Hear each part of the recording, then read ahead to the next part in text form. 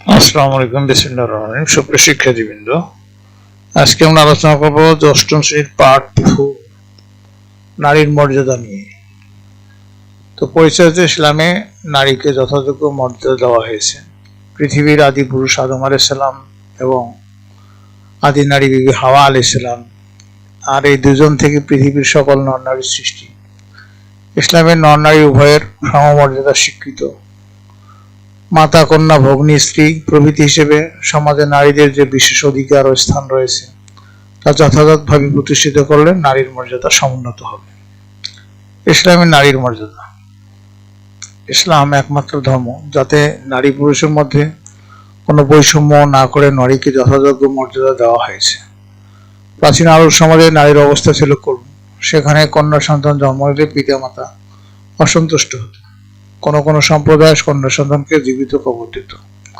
কোরআন মাজিদে এই সম্পর্কে বর্ণিত হয়েছে যে তাদের কাউকে যখন কন্যা সন্তানের সুসংবাদ দেওয়া হয় তখন তার মুখমণ্ডল কালো হয়ে যায় এবং সে অসহনীয় মনস্তাপে ক্লিষ্ট হয়। তাকে যে সংবাদ দেওয়া হয় তার গ্লানি হেতু সে নিজ সম্প্রদায় থেকে আত্মগোপন করে। সে চিন্তা করে হীনতা সত্ত্বেও সে তাকে রেখে দিবে, না মাটিতে পুঁতে দেবে।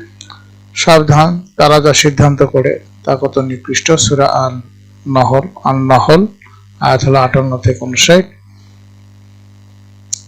মহানবী সাল্লাল্লাহু আলাইহি ওয়াসাল্লামের আবির্ভাবের পর নারী ফিরে পায় ঈশ্বরীয় মর্যাদা। মহানবী সাল্লাল্লাহু আলাইহি ওয়াসাল্লাম একজন সাহাবীকে তার মায়ের ব্যাপারে বলেছেন, জান্নাত তার দু পায়ের নিচে। নাসাই শরীফ। নবী করিম সাল্লাল্লাহু আলাইহি ওয়াসাল্লামের একটি হাদিসে পিতা অপেক্ষা মায়ের অধিকার বেশি বলে উল্লেখ আছে। আল্লাহর সৃষ্টি হিসাবে নারী পুরুষের সমান মর্যাদা বা অধিকারী।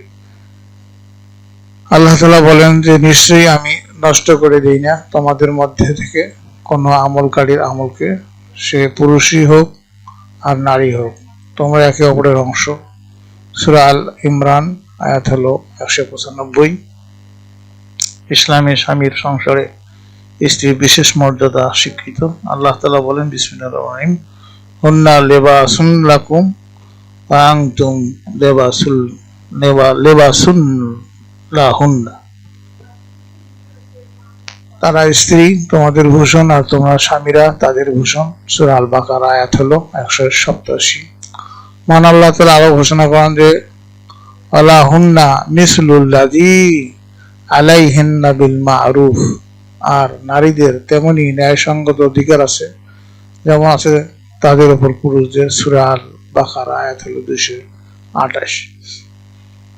নারীদের অধিকার সম্পর্কে সচেতন থাকার ব্যাপারে মহানবী সাল্লাল্লাহু আলাইহি ওয়াসাল্লাম বিদায় হজের ভাষণে বলেন যে তোমরা নারীদের ব্যাপারে আল্লাহকে ভয় করো, কেননা তোমরা আল্লাহর সাথে অঙ্গীকারবদ্ধ হয়ে তাদের গ্রহণ করেছো। তাফসিরে তাবারি। সম্পত্তি লাভের বেলায়ও ইসলাম নারীকে পিতা ও স্বামী উভয়ের সম্পত্তির অধিকারিণী করেছে। প্রয়োজনীয় বিদ্যার্জন এবং অর্থ উপার্জনে ইসলাম নারীদের অনুমতি দান করেছে।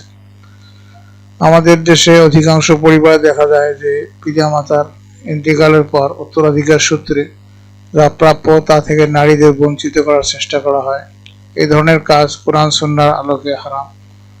যারা এরূপ করবে পরকালে তাদের কঠিন শাস্তি ভোগ করবে। আমরা এ পাঠে জানলাম যে নারীর মর্যাদা।